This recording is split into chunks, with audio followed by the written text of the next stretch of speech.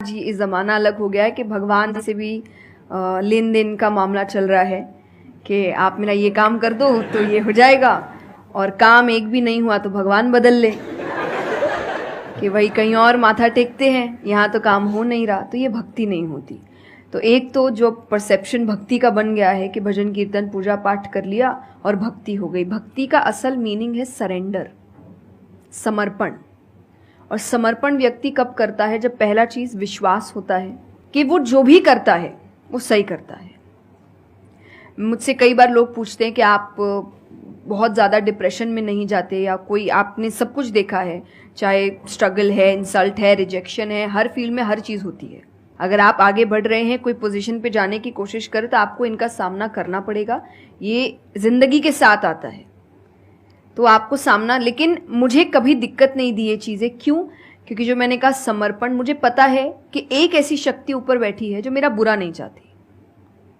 तो कई बार बुरी चीज़ें भी मेरी ज़िंदगी में हो रही है, मुझे पता है वो मेरे अच्छे के लिए है क्योंकि वो कर रहा है। तो ये समर्पण, ये भक्ति है। तो ये आपको हारने नहीं देती। क्यों हारेंगे आप? क्योंकि आपको पता है ना कि वो हारने देगा नहीं। तो आप अपने आप गिरे, आप फिर उठेंगे कि नहीं भाई अभी गिरना शायद ज़रूरी होगा, उसका इशारा है, इसीलिए चलो फिर उठते हैं, फिर आगे बढ़ते हैं। तो अर्जुन ने भी, जब समर्पण की बात गीता जी में आती है तो कई लोग कहते हैं कि धर्म का मतलब होता है अंधविश्वास। नहीं, क्योंकि अगर अंधविश्वास होता, अंधविश्वास में क्वेश्चन करना अलाउड नहीं होता आपको। गीता अगर सिर्फ भगवान की बात होती तो 2 पन्ने में खत्म हो गई होती। ये दोनों के बीच की बात है जिसमें अर्जुन ये जानते हुए कि सामने कौन खड़ा है, क्वेश्चन करने के तो कोई सवाल ही नहीं था वहां पर कि भगवान लड़ने बोल रहा है, क्या क्वेश्चन करना, पर उसने कंटिन्यूअसली क्वेश्चंस किए हैं। पर उसका भी नाम आया था समर्पण, कि वो समर्पित होकर क्वेश्चन कर रहा था कि ये जो खड़ा है ये मेरे हर सवाल का जवाब जानता है, ये मुझसे कभी कुछ गलत काम नहीं कराएगा, लेकिन इसका मतलब ये नहीं कि मैं अपनी जिज्ञासा बाहर नहीं निकालूंगा, मैं अपने क्वेश्चंस पूछूंगा। तो भक्ति का अर्थ यही होता है कि पहला निष्काम होता है। क्या फायदा मत ढूंढिए कि मेरा काम नहीं हुआ तो भगवान है ही नहीं। भाई भगवान कहाँ है? भगवान होते तो ऐसा होता क्या? वो तो इंसान है इसीलिए ऐसे हो रहे काम। भगवान ने तो सबको देखे, बच्चा तो मासूम ही होता है, बड़े होके खराब हो जाता है। कोई बच्चा गलत आपने देखा है क्या? छोटा सा बच्चा ही डॉन बनने के बारे में सोच रहा है, वो तो बच्चा ही होता है, मासूम होता है, सच्चा होता है। तो भगवान इसलिए कहते बच्चे भगवान का रूप है, क्योंकि वो एकदम प्योर होते हैं। बड़े होने के बाद हम काम खराब करते हैं और नाम फिर हम भगवान का देते हैं, क्योंकि हमको इल्जाम लगाने के लिए लोग चाहिए। ये फेलियर्स के लिए भी, आप फेलियर्स के लिए भी हम कहते हैं मेरा काम अच्छा नहीं था, मेरा समय अच्छा नहीं था, मुझे पेरेंट्स ने सपोर्ट नहीं किया, मेरे पास ये नहीं था। वरना अगर देखा जाए इन्हीं सिचुएशन में कई लोग हैं जो काम करके आगे बढ़ जाते हैं। तो करने वाला तो कर लेगा, नहीं करने वाला इल्जाम लगाएगा। तो वो इल्जाम अभी हमें ऐसे दिखता है एक ऐसा कोई है जो सामने तो खड़ा नहीं है, भगवान लगाओ इल्जाम। एक फोटो है ना इंटरनेट पे कि भगवान खड़े, छोटी बच्ची खड़ी है, छोटी बच्ची के हाथ में एक टेडी बेयर है, तो भगवान वो मांग रहे हैं और वो बच्ची बोली मुझे बहुत अच्छा लगता है, मुझे नहीं देना। उसको नहीं पता कि भगवान के पास पीछे एक बड़ा सा टेडी बेयर रखा है और भगवान उसको कह रहे कि बस दे दो और मुझ पे विश्वास रखो कि वो दे दो छोटी चीज जो तुमसे, आपको वो बुरी लग रही है उस वक्त कि मेरे साथ गलत हो गया या मेरा छोटा काम नहीं हुआ, मैंने तो इतनी पूजा की थी, इतना काम किया था। शायद तुम उस काम के लिए नहीं बने हो, तुम और बड़े चीज के लिए बने हो। तो निष्काम क्या है कि आपकी भक्ति निष्काम है, स्वार्थ से नहीं बनी है, तो भक्ति आगे बढ़ेगी। दूसरा सरेंडर, कि मेरे हर सवाल का उत्तर सिर्फ उसके पास है। तो ये 2 चीजें भक्ति बनाती है, 2 चीजें जो भक्ति में। तीसरा हम जब करते हैं सत्संग, जो उन्होंने कहा सत्संग का एक सत्य के संग। तो सत्य कौन है? जब हम शास्त्रों में देखते हैं सबसे पहला श्लोक जो श्रीमद् भागवत में आता है वो भगवान का स्वरूप बता रहा है। उसमें है सच्चिदानंद रूपाय। सच्चिदानंद का मतलब होता है 3 चीजें मिलकर बनती है, वो है सत, चित और आनंद। जो ये 3 चीजों को जीवन में समझ लेगा सही से, उसने भगवान को समझ लिया, क्योंकि भगवान का रूप ही सच्चिदानंद है। तो सबसे पहला है सच, जो कहा गया सच की राह पर चलो। जो हम ये एक्चुअली आपने एग्जैक्ट वर्ड उस वक्त बोले, मैं अपनी कथा में भी कहती हूँ कि आजकल हम इतनी छोटी छोटी बातों पे झूठ बोलते हैं कि हम किसी से मिलने जा रहे हैं और हम घर से भी नहीं निकले, अरे 5 मिनट, अरे सिग्नल पे खड़ा हूँ, अरे बस पहुंच गया, अरे क्या हो गया, वो 2 बातें तो सुनाएगा ना सिर्फ कि तुम समय लेकर नहीं आए। पर हम इतनी इतनी सी बातों में झूठ बोल रहे हैं। ये हमें लगता है कि कोई बड़ी बात नहीं, पर ये बहुत बड़ी बात है कि आप इतना भी सच का सामना नहीं कर सकते, और फिर हमें लगता है कि हम लाइफ के जो प्रॉब्लम्स है उसका सामना कर लेंगे, खुद के सच का तो सामना कर नहीं पा रहे हैं। जिंदगी का सच सामने आएगा तब तो बैंड ही बज जाएगी पूरी, क्योंकि वो कठिन है। जिंदगी आसान नहीं है, किसी के लिए नहीं, भगवान के लिए भी नहीं हुई। आप राम जी को उठाइए, कृष्ण जी को उठाइए, जब तक यहां रहे कोई सुखी नहीं रहा।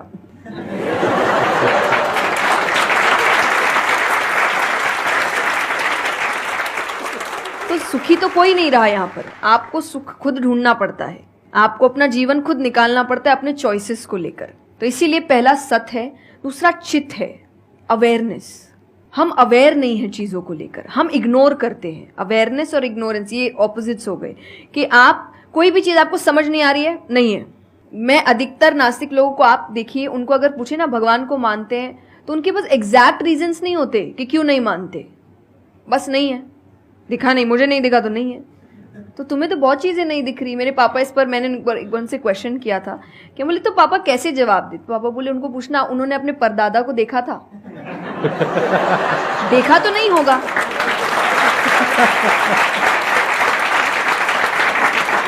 सुना है, दादा से सुना है, पापा से सुना है कि थे, मैंने तो नहीं देखा, तो मैं बोल दूं वो थे ही नहीं। कुछ तो सच्चाई होगी, उसको ढूंढने की कोशिश करो। मैं धर्म के लिए हमेशा कहती हूं कि आपको ढूंढना पड़ेगा। भगवान, मेरे पापा ने मुझे एक बात कही थी, भगवान मानने की चीज है, जानने की नहीं। जानना क्या होता है, पहले इस्तेमाल करे फिर विश्वास करे।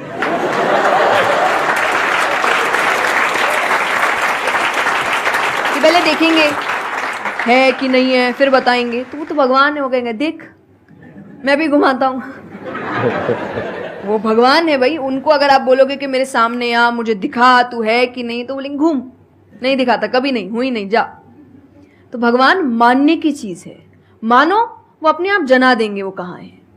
तो भगवान के लिए माना गया कि पहले आपको मानना पड़ता है, दैट इज सरेंडर, कि मैं मानता हूं, मैं इसीलिए पढ़ रहा हूं। अधिकतर लोग अभी पढ़ क्यों रहे हैं, जान क्यों रहे, गलत साबित करने के लिए। और दुनिया के लिए भी, आप किसी भी चीज को जानने की कोशिश करो तो सिर्फ एक खाली दिमाग से जानने की कोशिश करो, अपने दिमाग से नहीं कि मुझे गलत साबित करना इसलिए पढ़ता हूं चलो।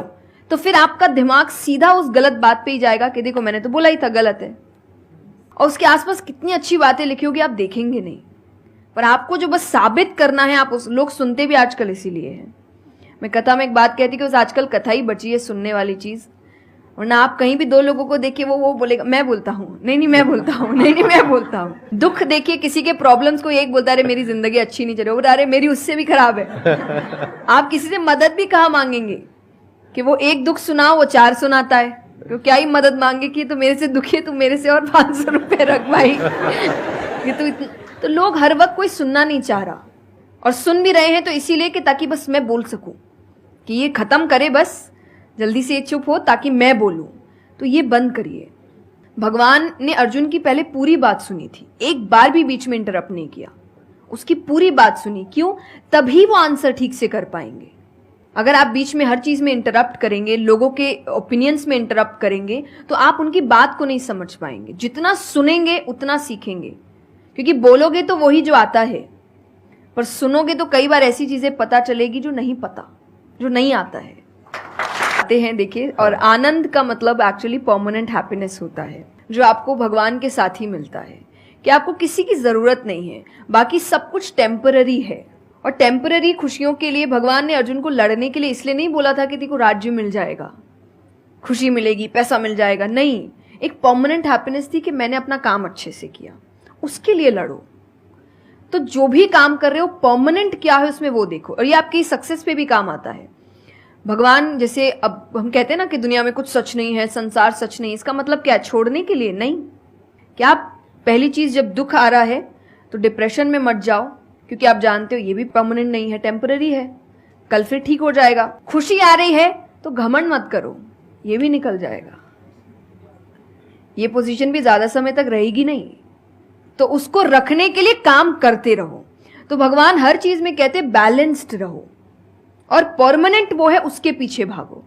तो आप अपने आप ही जो दिखावे की दुनिया है, करते हम सब है और सब कुछ करना चाहिए लाइफ में, सब एंजॉय करिए, पर अगर उसको जानते हुए करोगे कि परमानेंट नहीं है, तो जैसा मैंने कहा वो यहां जाएगा नहीं।